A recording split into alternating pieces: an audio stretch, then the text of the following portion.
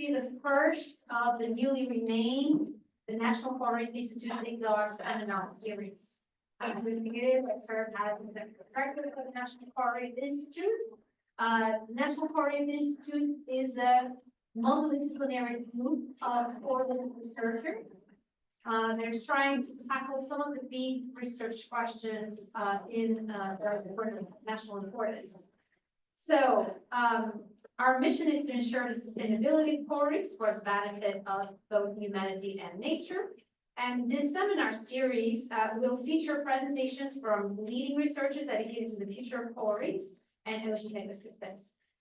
We'll bring more information to you coming in soon through, so please keep an eye on all the listservs where you get the information to you about the seminar. In this session, we'll welcome Dr. Kurt Storlazzi, so professor from the University of California, Santa Cruz, and also, so that we can say it, a USGS, at USGS. So Dr. Storlazzi presently leads a team examining geologic and geoceanographic processes that affect the growth and vitality of coral reefs and the acid risk reduction they provide adjacent tropical coastal communities and infrastructure.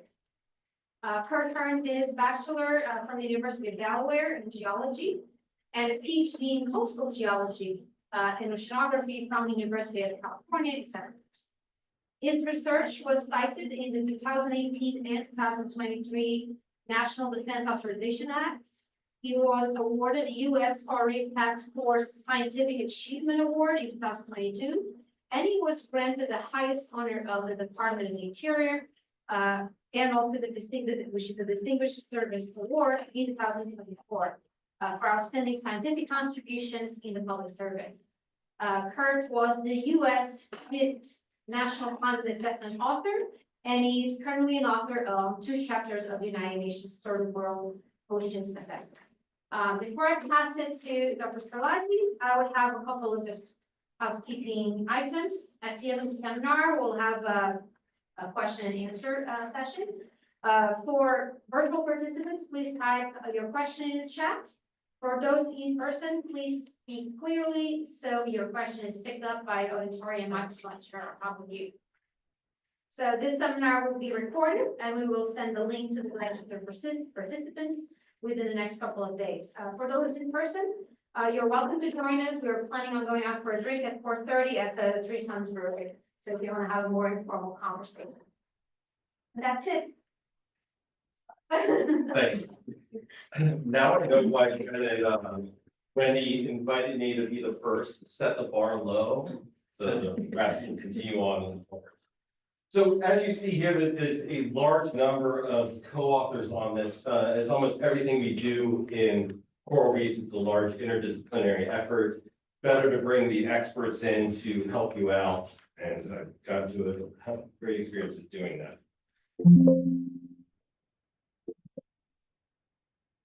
Just like the word. Okay, so just recently the federal government has come out with a number of executive orders. One of these is achieving efficiency, and the big part of that says we in the federal government, and I'm allowed to say I'm working for the USGS again as of yesterday. We've got to support state, territorial, and local preparedness, and that's really looking at infrastructure prioritization and strategic investments through risk-informed decisions, make our infrastructures, communities, and economies more resilient to hazards. Hopefully, I'll show you how we are doing that through coral reef restoration. So, in terms of ecosystem coral reefs, I'm kind of preaching to the crowd here, but we understand biodiversity, the rainforests of the sea, and a lot of the Pacific Island and Indian Ocean nations. It's a primary source of protein for most island nations, and they're also nursery habitat for many open ocean commercial species. And then, as you know here very well in Florida, in terms of tourism. Back a decade ago, a NOAA report came out saying U.S. coral reefs generate about $2.1 billion annually in these ecosystem services. Like to note that NOAA is now updating that. They should have a new report out soon.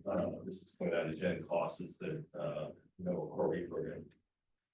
So, for the Department of Defense, we were tasked to try to reduce risk to a lot of tropical defense facilities And one of the things we did is we collected really good information on waves on reefs, and we were able to do a bunch of analysis. This plot is here on the x-axis is hydrodynamic roughness. So low roughness is flat reef, high hydrodynamic is really healthy rugose reef, wave-driven runs flooding.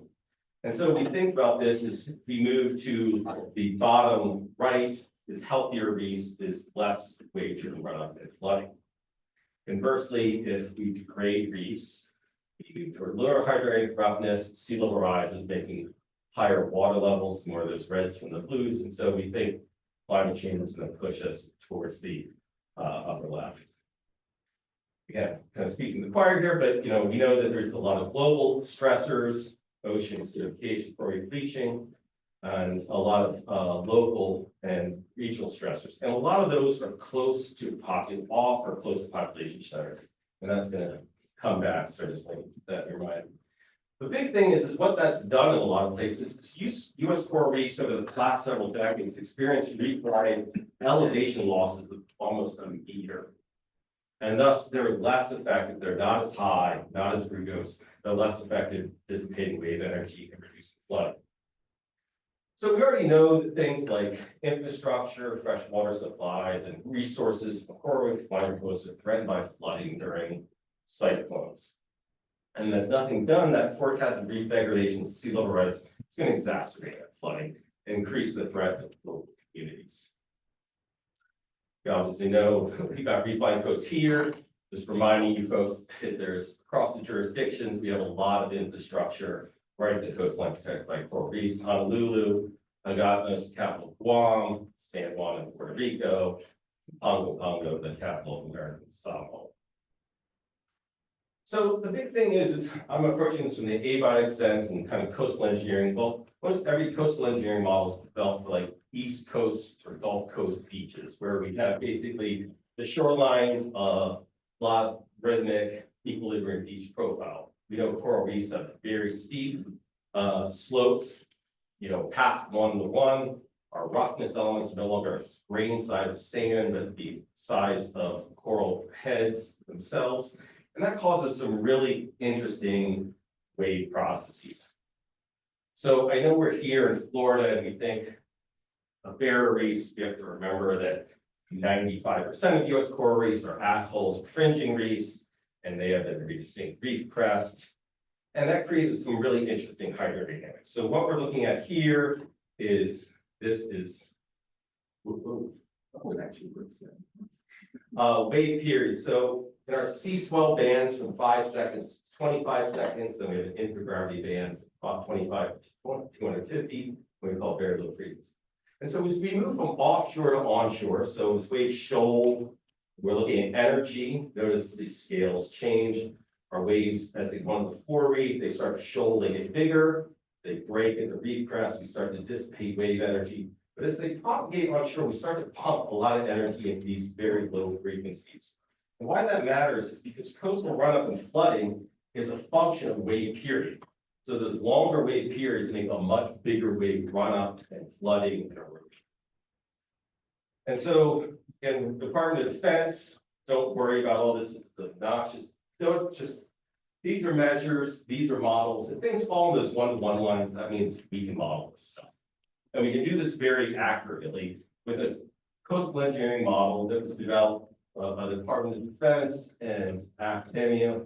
But we had to really modify things. And one thing is obviously mild slope equations that most of those models had. In terms of breaker formulation, usually we think waves break in about 80 to 120% water depth. It's much lower on coral reefs because of that high hydrodynamic roughness. And really, we have to be able to capture that spatially varying roughness because it's about 2 orders of magnitude larger than for sandy shorelines.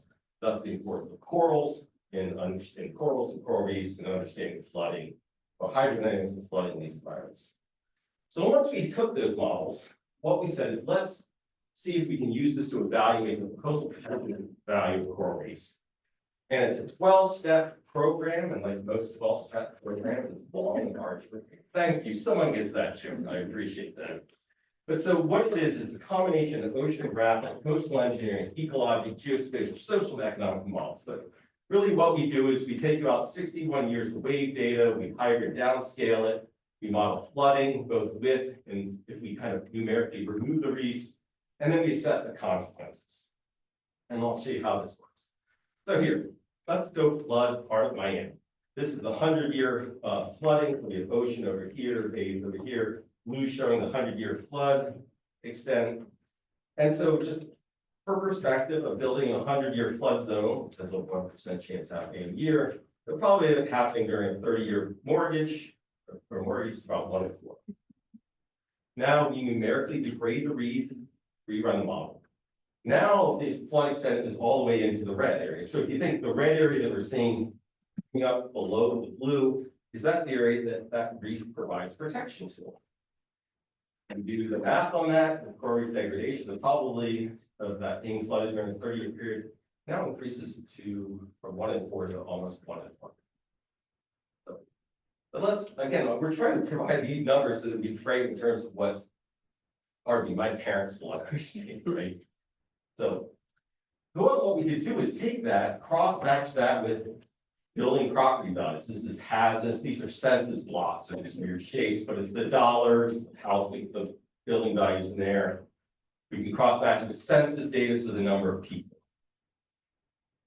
And so we do this for a number of different storm return periods.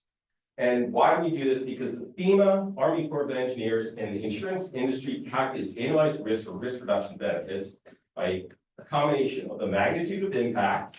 So if you do it for a 10-year storm, 50 to 100, they have different numbers of people. So blue's current reefs, red's degraded reefs, which is higher, times a probability of occurrence. So then you just do a little trapezoidal integration, and you basically can compute this risk or benefits. Remember, the federal government wants risk-based analysis. So what we did is we did this every 100 meters along all 3,000 kilometers of U.S. coral reef line coast at 10-meter resolution. Burned a lot of electrons doing that. Using 2010 census data, it was about 18,000 people annually and over 1.8 billion. If you adjust that up to 2024 dollars, it's 2.5 billion. The nice thing is these have, I mean, we can look at the spatial variability of this, but using the census and HAZUS databases, we have a lot more information in there. In all these cases, blues, the inherent risk of the system, reds, if we degrade the reefs, with whites, the change percent. And so the neat thing is by digging these databases, we can actually look at what that is being impacted to make it value to you. So if you think of built capital, well, that's the private sector, residential, commercial, industrial, public sectors, what these essential or this critical infrastructure. So who should care? So the solution to that is what? Oh, if we degrade reefs, it increases the risk. If we restore reefs, it will reduce that risk. I'm going to take a second here to say something that's probably going to bother most people, but outplanting corals by themselves, I'd call that coral restoration, but we need to restore reefs. And so that really is a hybrid situation because we know it took decades to millennia to create that geologic structure that has been primarily lost. And that's that provides most of those valuable ecosystem services, coastal protection. Fisheries, right? We can drop a school bus offshore, fish will go to it. We have higher coral recruitment on very complex structures. So I'm going to be talking from now on about gray, green, or hybrid restoration because we can't get back that centuries or to millennia's worth of thing in a 20 or 30-year period. So again, if we go back to our plot of why we do this is restoration, create increased roughness, increase height, and thus make relative water depth lower, so we'll reduce flooding. So what we did is in those same models, we then ran them again with restored coral reefs offshore. And now you see the green area is smaller than the blue areas. So we can think of the blue areas sticking out here is the areas that reef restoration would protect. And in this case, coral reef restoration in Florida and Puerto Rico will reduce that by 20%. That risk during your 30-year mortgage.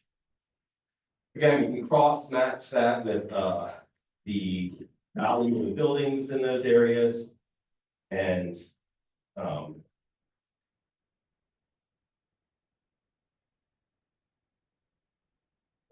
slide popped out there. So we can do that with people all along these areas. One of the things that was really fascinating about that is if we look at this, again, this is a percentage relative to the overall population. So overall, 100% is 100%. But if we look at minorities, children, elderly, and those below the poverty line, coral reef restoration in Florida and Puerto Rico provides what we call vulnerable people 2 to 4 times the protection versus the overall population. And that says really coral reef restoration in Florida and Puerto Rico would help achieve environmental justice and take care of all such things. We also can do property protected along there. And so what this kind of work doing at the scale is to really optimize where along the coast to restore a reef to maximize coastal flooding reduction. One of the things that came out of this analysis is, again, along the 800 kilometers of Florida and Puerto Rico, here's the reduction in total water levels, total flooding, how high up flood waters can go. We have distance to the 10-meter isobath, which is kind of a good proxy of how wide the reef complex is, distance to the restoration of the shore, and the depth of that restoration. And one thing I'd like to talk about is so although there's high variation flood risk reduction on narrow reef complexes at shallow depths close to shore, there's some variability here. We really show that effectiveness drops off dramatically with increasing width of that complex. So as you go to barrier reefs, depth, all of a sudden you start basically putting restorations below about 5 meters water depth, and distance from shore, it drops off dramatically. So I hate to say Mission Iconic Reefs do not sell that as a hazard risk reduction, because it won't work. There's great reasons, a bazillion reasons to restore reefs, ecosystems, fisheries, tourism, everything. Just please don't sell it as that, because we're going to give false hope and then we're going to lose a lot of opportunity. So what we did is, you saw we did this study nationally. We basically took from the LiDAR every 100 meters, we took a cross section. So 33,000 cross sections. We did a cluster analysis. And we have kind of like these kind of 4 main reef shapes. On each one of them, one at a time, we put restorations at those locations and ran our flooding models. And what we're showing here is runoff reduction. The darker green is better. Red is actually, if we were storing reefs in certain places, it actually might cause greater flooding. And so this is an idea to at least kind of provide a first order idea of where should we restore reefs or where should we not restore reefs to really optimize restoration to maximize coastal flooding reduction. So here we are at the reefs. Now what we're going to do is get down to actually the coral scale. And so what we did here is this island of Molokai in Hawaii. We did a rather large experiment with the Aussies, and this is one location. Is we put so basically 2 tripods in a high roughness area, low roughness area. See kind of the bathymetry along those lines. We basically collected field data to calibrate, validate the models, things like that. But this is really what it comes down to. Now look at this cross section. This is just one of them, but here's a high roughness area, here's a low roughness area. Here's waves that come through. We're going to look at the cross shore speeds and turbulence. So what happens is when we have a wave come by, flow accelerates, and because of the roughness, it stays blue right in the high roughness, but it's high speeds above it. So that causes turbulence. Turbulence dissipates energy. And so we get what we call velocity shear, the very high speeds above, very low speeds in the coral, lots of turbulence, lots of energy dissipation. You get more of it in this high roughness area than you get in this low roughness areas. So what we see is we get more velocity shear with higher roughness. That shear causes turbulence. That turbulence dissipates energy. And basically that dissipation can be enhanced back to an order of magnitude that the seabed roughness is increased by 13%. That's not a big thing, that's all. It's kind of what we're doing restoration. So then we said, okay, if we're going to outplant something, let's just make some brown things, whether it's Parades and Bada or, sorry, Make zero, or at least a reef ball. So what we did is we said, okay, let's put them out. How far out, how big are these, their spacing, and let's run the same kind of models over them. And what we see is that you get more turbulence for larger waves, you get less turbulence for longer periods. Most importantly, you get more turbulence for small element space. Which makes sense. You put more stuff out, it dissipates more energy. However, now if we do this for all these, now we're looking at turbulence, and I know this is a little weird, it goes backwards, but going down is more dissipation. And so we have different wave heights and these are periods, but basically this is space element density. So as we put more elements out, we dissipate more energy. But we also know as we put more elements out, cost more, right?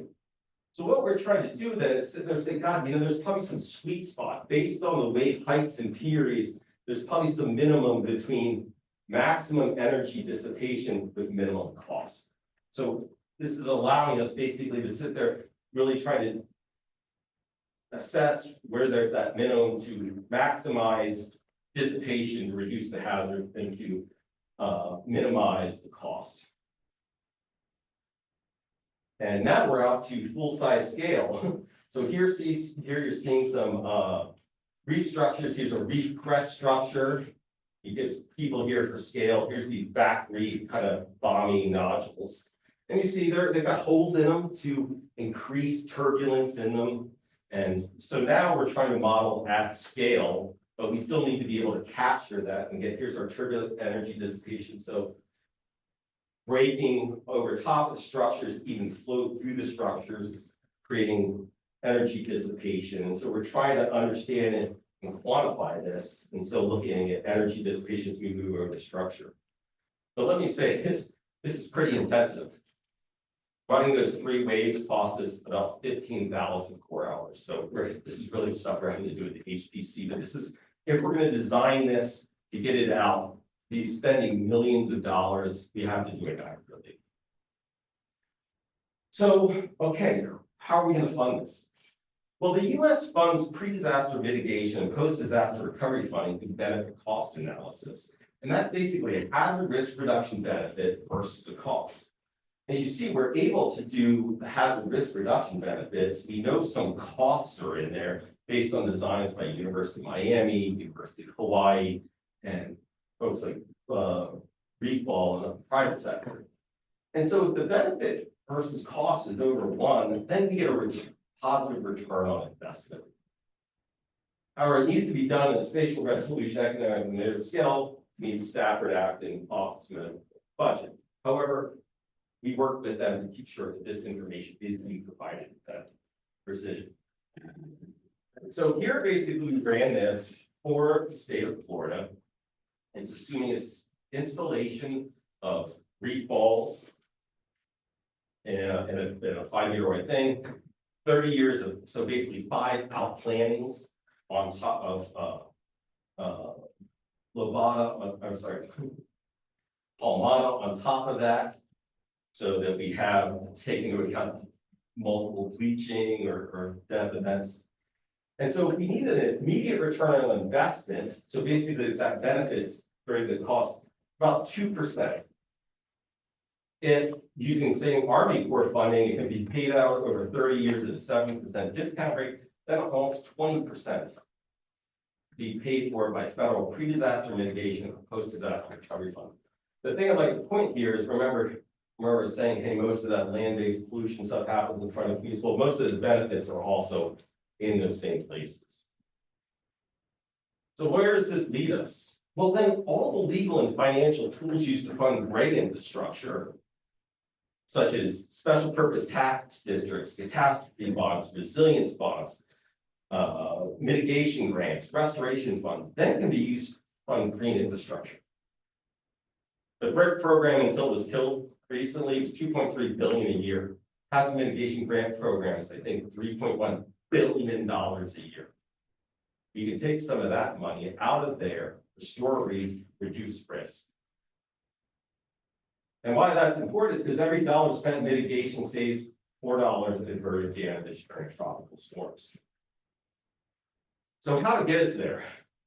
Well, this is where Joanna Walczyk said the greatest thing ever. She was her former director of DEP. She said, "Hey, nerd, my boss is not going to read your 40-page report of your journal."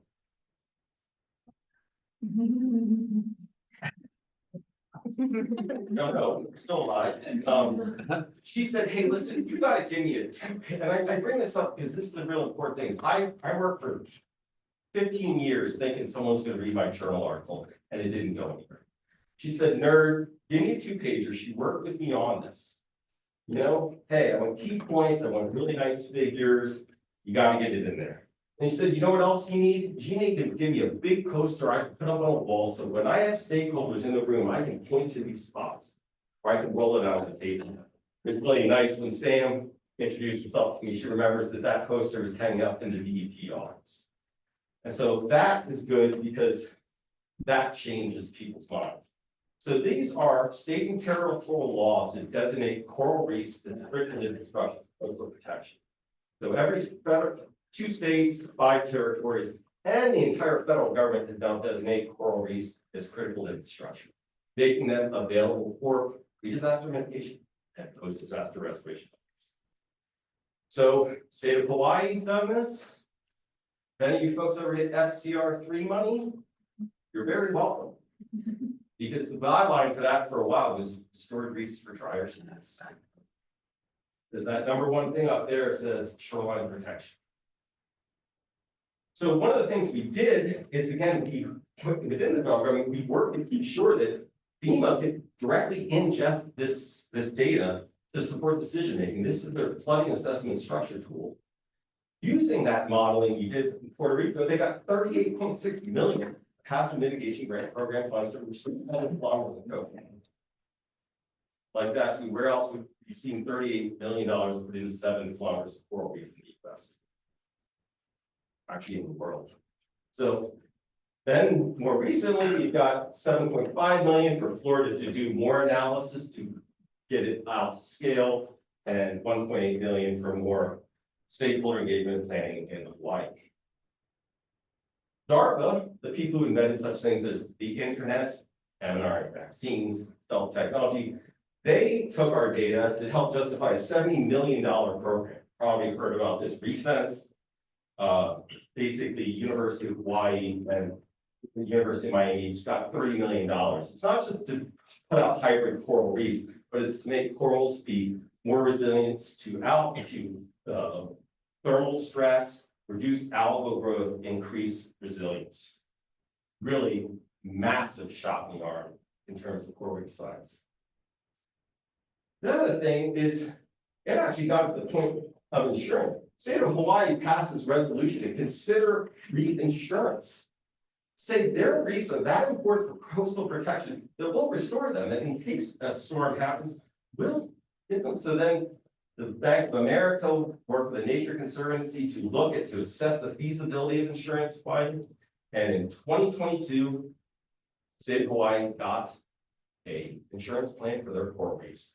Basically, it says, hey, you know, if a cyclone or hurricane gets within these zones, they'll release what percentage, what amount of money based on what storm intensity to send people out to restore their reefs, because those reefs provide protection. So now we're changing the private sector. Now we're getting, okay, so that's restoring or insuring coral reefs. Now the folks like the Lloyd's of London and Swiss Re are talking about changing insurance. You protect your coral reef in front of your building, we'll lower your rates. Firstly, you degrade your reefs, we're going to increase your rates. And also catastrophe resilience bonds. They're buying into this. They're writing reports with that information that we've done here in the state of Florida and elsewhere. So in conclusion, coral reefs protect about 18,000 people. And again, these are $10, $1.85 billion annually versus $2.1 billion for all other services. And thus, from my perspective, do that math right, they're more important ecosystem function in the US in terms of dollars, protecting coastal communities.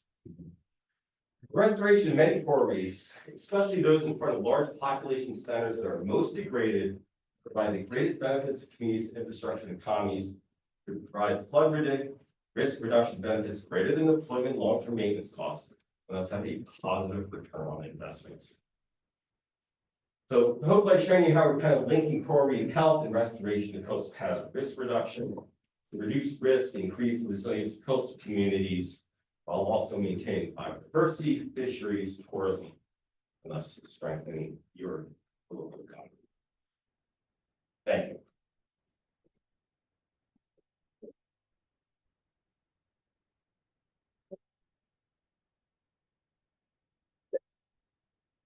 There's one concept you haven't mentioned in this presentation, and that's sea level rise and the potential for sea level rise to impact your future project of resilience and protection.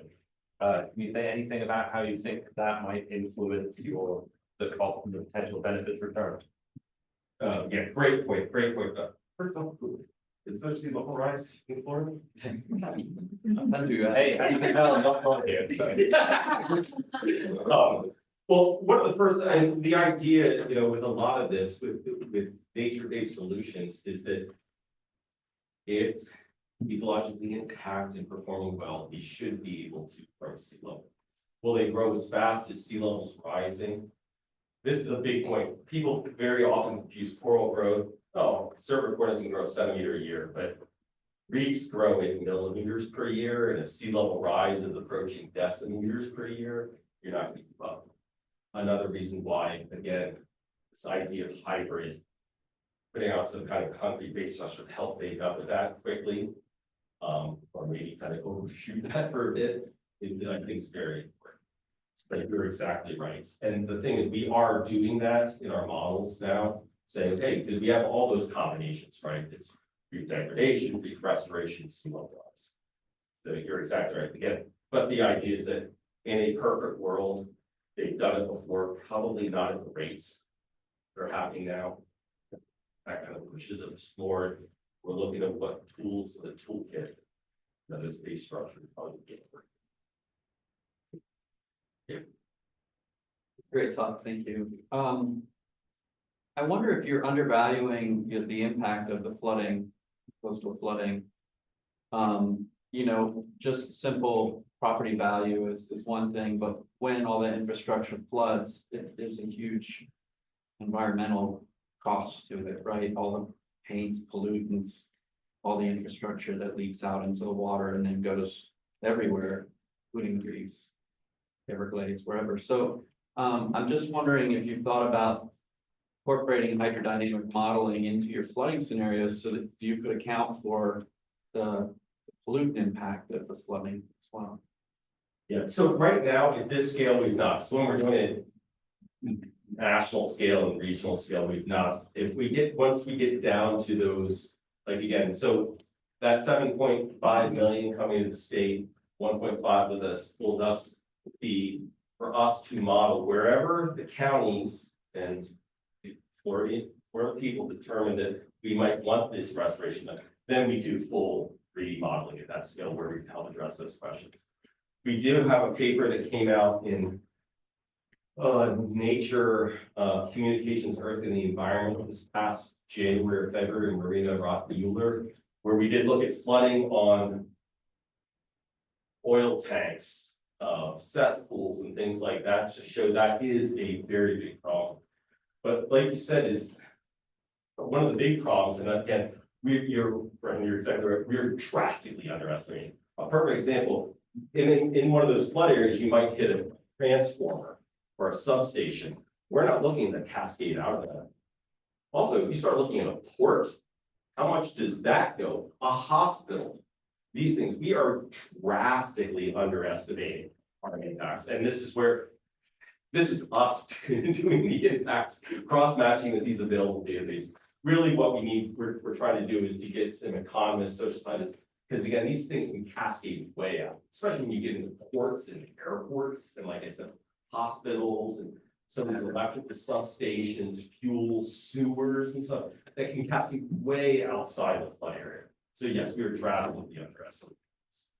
The one thing I say, it's nice though, and that we do have here that I think we missed in the past is we've often said, okay, well, hey, we know this is important for fisheries, and I think what we've gotten around is that like, if you said, oh, damage this reef, to our fishing, well, that's fishing sites over there. That reef's much better over there, that for ecosystem diversity. One thing this is saying is you damage that reef, you're damaging these people and these property that directly links to that. I think that's something that has been good, but like you said, it's cascading way out of there. I mean, put it this way, Florida is, the tourism, things like that can be, that person drives their car, spends money on gas, spends money on their hotel, spends money in this restaurants and all this, it's pretty drastically underestimated. But again, at least this is directly tying that route to this exact thing. It's a little easier, but we're so far behind on it. Yes. So you have this gray-green infrastructure, and I'm kind of seeing that and thinking, what's the actual role of the green part of this gray-green infrastructure? Is just the cement situation, or the cement part, the gray part, alone sufficient for a lot of the coastal protection? And I'm asking this because, I'm guessing that's what Florida would ask is, right, because you put this coral out there, and obviously, climate is changing and it's killing this coral, and then you have to go, you have, we did put in that you would go now plant this place 5 times, right? And there's obviously the cost of producing those, and I think you had an estimate there of how much it costs to produce it, but I'm thinking like, if you have to constantly do this, because they keep on dying, what's the role of the coral on that structure? Very quick. So, well, a couple things. One is we've done this versus like traditional comparative to, right? You dump a bunch of rock or something out there. And these lightweight kind of structures, so those them being primarily open, you've seen picture reef vaults, so those things. One is a lot less material costs, either pouring concrete or excavating big rock from, there's a lot of big rock right here. So that lower cost, those void spaces bring in more fish and stuff like that, and actually that creates more turbulence. Why the corals on top of it? Because through time that concrete will break down. What we want is that to turn into a true natural reef that again can grow theoretically with sea level rise. The biggest problem here is the biology and ecology. That's one of the things that's a great part about the Darker Reef Fence project. Is 2/3 of that effort was purely on ecology. So, they're first off, low CO2 concrete. Second off, they were gonna design these actually to these millimeter scale to like make corals settle more efficiently. Have, I think, biofilms. Go look at the scripts, folks. They can explain this stuff, but basically, like films to reduce algal overgrowth, slow release food to substitute, do prey capture, make them grow faster. And then also they're breeding corals and chimerism and stuff, like doing all that super sophisticated Mendel's Peace things to make them be able to handle increased thermal stress. It's kind of interesting. Before, when the RFP came out, they're like, they have to be able to, corals handle temperatures 2 degrees C above bleaching. They're like, we can't do any of this. And then the whole Florida reef tracks off 4 degrees over breathtaking. And so, hey, some of these corals live. So, okay, well, anywhere in there, there's some, nature's figured out a way. How can we accelerate that? So this is a very important part because, Bill Precht and others, they did the restoration playbook. The first thing there is like, either remove the stressor or you have to alleviate the stress, otherwise you're putting the canary back in the coal. And so I firmly believe that. So, we gotta be smart about doing it because otherwise we're just gonna waste money. If we waste money, then people are gonna get turned off by it. They're gonna move on. Yeah, that's why I was wondering whether what was the role of the coral. So Well, you think it's more of a sort of a long-term maintenance of the structure itself. Well, and then to take over and replace the structure, that's really what you want. Oh, excuse me, let me make sure this the whole goes online. Oh, I'm sorry. Okay, Natalie, is there deployments have helped with coral recovery? No, because it hasn't been done. Literally so University of Miami put out like a 10-meter long structure just to see if corals would settle on it. So we have that. And literally these Darber Reef Fence projects will be the first large demonstration, and those are only at 50 meters. However, we say, can we do this at scale? How have you ever been to Europe or to Asia?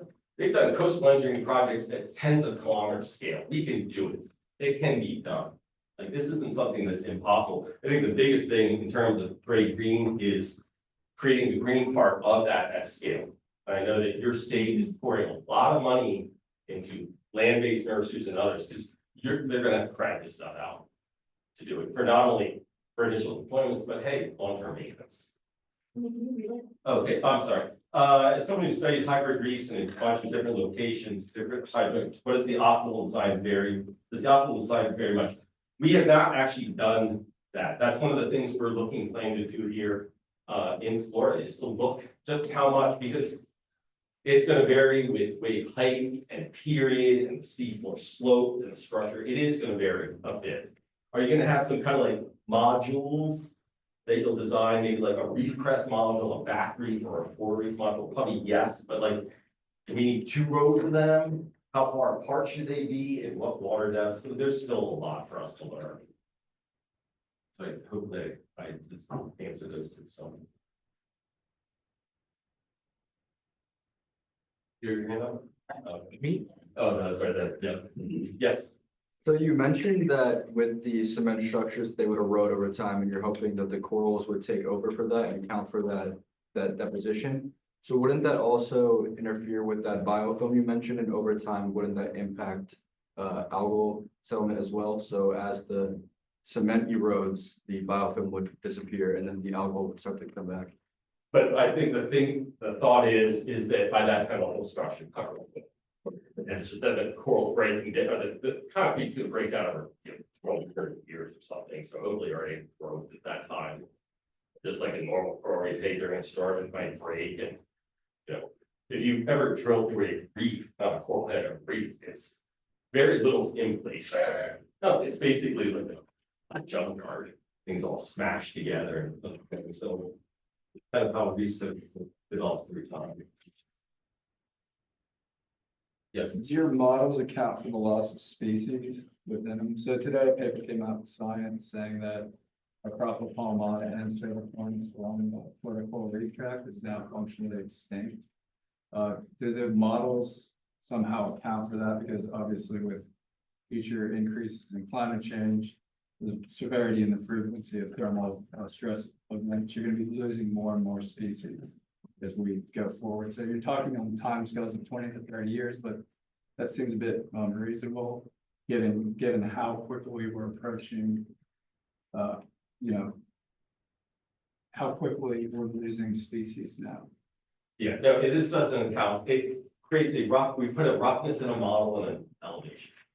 But I guess, I'm sorry. So is this an ecological problem or is this an engineering problem?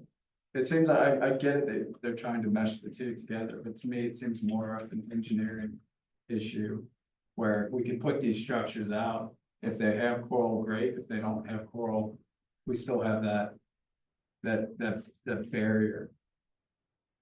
Correct. Yeah, again, but those things will not last well if you talk. And again, one of the things we're trying to do is, how much do you think it's spent on the US every year in terms of coral reef restoration? Hundreds of thousands, maybe. We're trying to tackle those hundreds of millions of dollars pots. Yeah. But it is, trust me, I'm coming from it, I do the abiotics. We need folks like you to figure out the biology to make it happen. But the one thing I want to is we keep talking about hybrid. It's almost spoken like a dirty word. We've been storing oyster reefs for over 100 years. Past 50 years, they've not used the term hybrid at all. They see the base structures just as inherently as important as the organism on top of it. And so I don't know why we as a community, like, ooh, that structure. If you go out on this, on that coral reef, sorry, I can't get back there. The active part of that coral reef is what, 1 or 2 millimeters thick. The other 10 meters of it is providing all those ecosystem services is rock. I don't know why, and again, oyster restoration, yeah, they put out shells and concrete and stuff all the time, and that community doesn't seem to have a problem, because they understand that's the reef. And the organisms helps contribute to that, and that's very important, but we've lost a lot of reef, not just coral, but reef. And that reef, again, that structure, put a structure up, coral recruitment's 400, 600 times greater on a highly irregular thing with underneath things and stuff like that. I don't know why we see it as such a dirty thing. Especially when we've lost, again, decades to millennia of accretion. And that was optimal Holocene rates before all the anthropogenic stressors. We can't just by outplanting corals get that material back. And I really wish we ask ourselves, what's our goal? Because if we want to store reefs, the coral, and the structure itself. I totally agree with you, but to come back to the hybrid thing again, as you rightly say, a reef is really just a garbage heap, right? You drill through it, nothing succeeds. Very little succeeds. Even though the definition of a reef, strictly speaking, defines that, but basically, blah, blah, blah. But so you can build that structure by just dumping rocks, right? And you don't really need the corals. You need binding organisms at best. Algae, sponges, etc. Anything that gives you enough chemical shift underneath also to allow precipitation of magnesium or whatever cements, so that you tie this together. So really, the whole hybrid thing, strictly speaking, it's nice because it helps with conservation, but for the pure engineering point, right? We probably do best just to dump a whole lot of rocks in the water in the right shape, which people like you could exactly calculate. And that would really do the trick, wouldn't it? But what we've shown is that dumping those rocks actually has a lot of costs. And a lot of those are costs, and they don't provide all those other benefits. So if you want to get that benefit cost ratio above 1, you need to provide some of those other benefits too. So listen, man, I'm in 5 pounds. I love coral. These guys are coral. I'm a geologist, so I do like the rocket. So we're trying to get both solutions. We just realized that, again, those reefs, and we have oyster reefs, we have bedrock reefs, so I don't want to say that reef is just coral. Reef's structure, because there are other kinds of reefs, is we're losing it quicker than it's creating. I mean, we've gone and you look at Toast's work and those pictures, we're losing the reef faster than it's growing. And so how do we get that back? How do we get it boosting? So that's the thing, again, like you're saying, hey, we just need an environment that corals can settle on, but these folks are at least trying to figure out how to get that accelerating going quickly. Because I want to see coral out here myself. And so please, we're seeing this as a way to tap into large pots of money that have not been seen before to help coral reef restoration happen. It's not happening quickly enough now with the existing, this foundation here, this little vessel grounding there. This is a way to do it at scale. And so hopefully we can all benefit from this. One problem that I see with reef restoration and in the context of shoreline protection is that a lot of times the shallowest parts on the shelf will be the reef structure itself.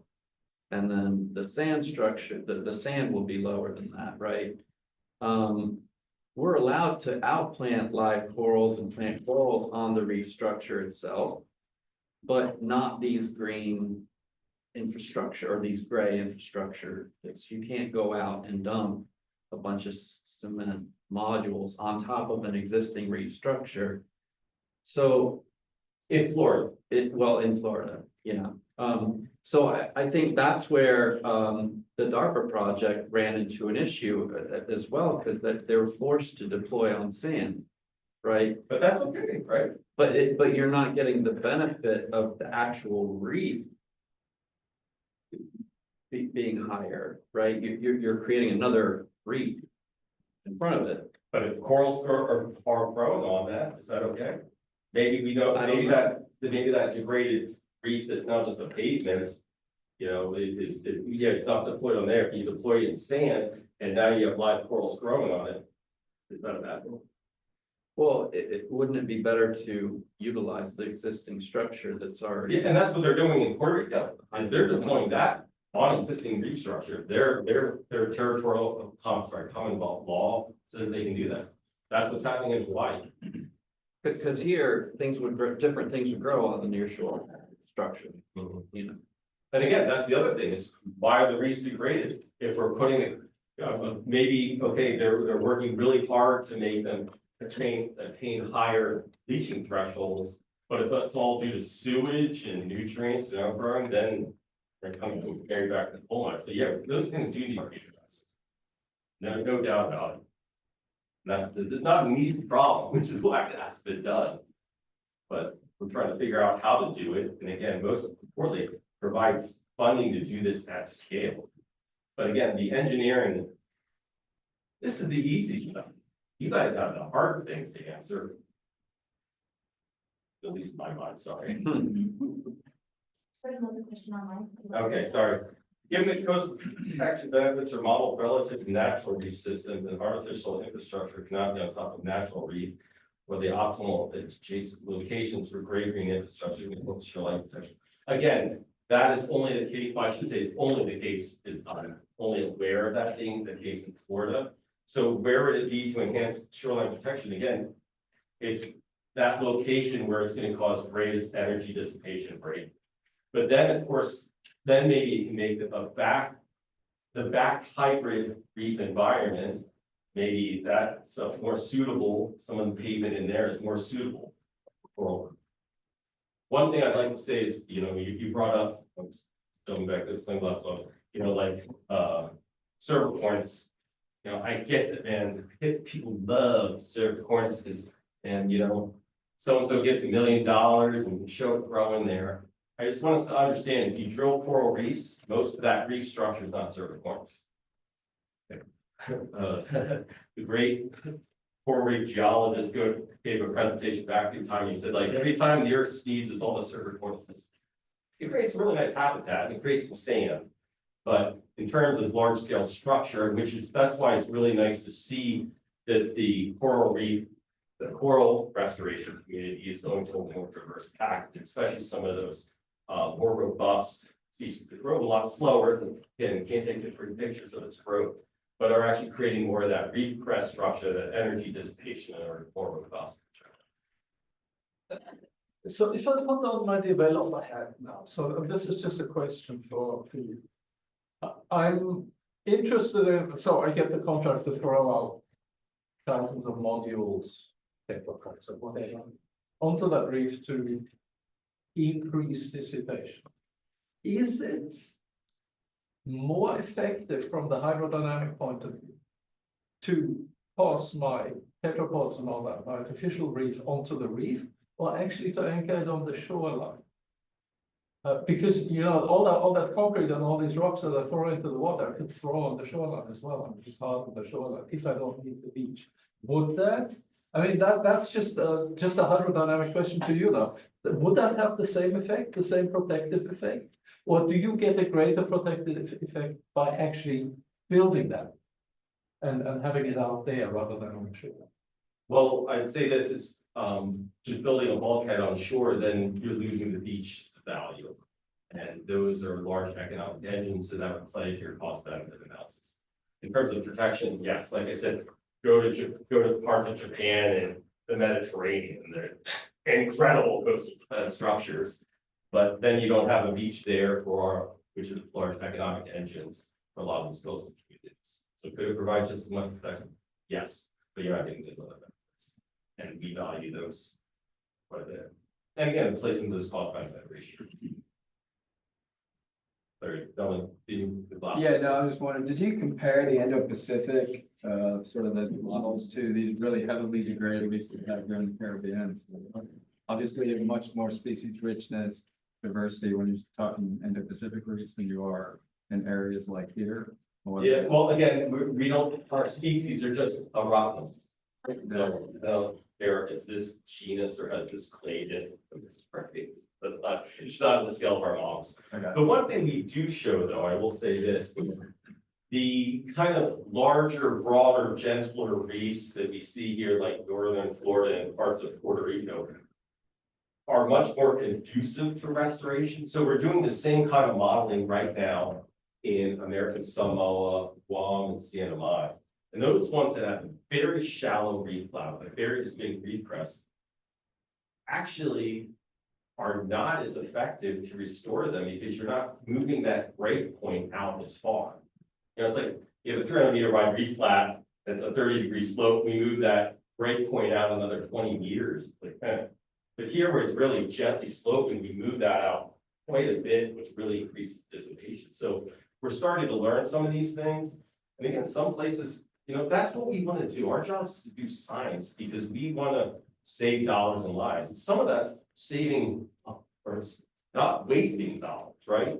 We don't want to go out and say, oh, and this is why I was bringing up mission iconic reefs. Like, hey, sell it for all the great ecological tourism fisheries things, but what we don't want to do is spend money saying it's going to do something that's not. So that's a big part of our science is to say, hey, listen, it won't be effective there, so don't waste the money there. And again, that's what some of the things we're seeing, some of these really shallow things where still like a lot of American Samoa and Guam and Santa Mai, so the Commonwealth of North America, some of those reef, like it's really not effective. So what may be more effective there is little things on the reef flat itself to dissipate. We're learning a lot. This is really, we're in our infancy here. Surely that depends on the depth of the reef flat, though. The reef flat itself will have a massive dissipation effect. And if it's a 300, 500-meter wide reef flat, then yeah, I would agree, you don't need to do reef restoration there to do dissipation. Probably across that, it's 2-meter deep reef flat. But then when you have storm surges, and again, that would be a case here in Florida as well. If you have a storm surge associated with a cyclone, what does it do to the 1 meter, 1.25 meters that you're building at the 3-meter depth contract? And that's one of the big problems is storm surges. So this is saying, hey, these are water levels during these storms, but you're not really going to effectively reduce. The only way you can effectively reduce 10 meters of storm surges with a wall that sticks 10 meters out of the water. And so that's why those numbers you saw for those different terminals are really great job, because they become really less effective in those, you know, 500-year storm events. It's just you overwhelm the system. But what you want to say is that you're reducing that normal tropical storm, that normal, you know, that Cat 1, that Cat 2, where you have this incredible Cat 5, it's going to overwhelm the system. But conversely, this is one of the things that's very interesting in the Dartmouth Reef Fence project. They're like, they need to design these structures so that they can handle the 100-year wave event. I'm like, you ever gone out to a reef after Cat 5? It's destroyed the reef. Like, we can't ask these structures to perform better than the structure that's supposed to replace them. So this is where, again, kind of science and reality, we kind of have to come together to say, you know, really, what's our targets? What's realistic? Because otherwise, again, we're going to waste money, disillusion people internal. And that's what we don't do.